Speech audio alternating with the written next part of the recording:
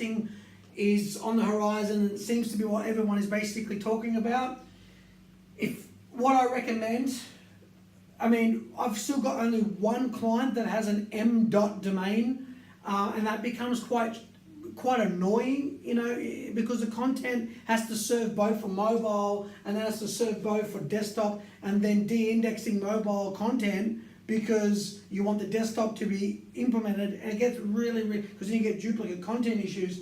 So if your website isn't responsive, and look, I'm not going to go into what a responsive website is, because you can go on Google and type in what's a responsive website. But basically, if you go on your mobile phone and you can actually see the three little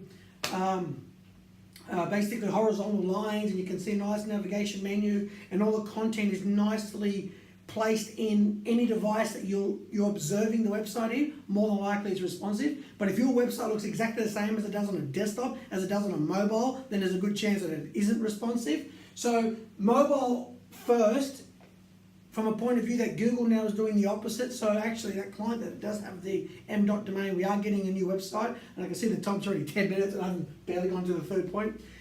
This is going to be fun.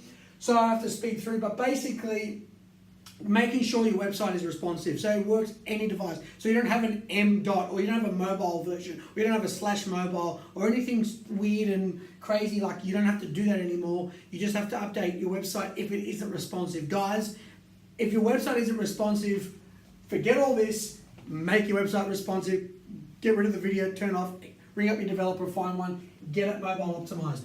And by that means, get it responsive so it works on any device. So long going forward, then you don't have to worry about it too much. And then there's AMP, which is accelerated mobile pages, which I won't get into right now, but Google it, because it's really awesome in some ways, but it's a little bit limiting in others in terms of functionality and how pages basically get read.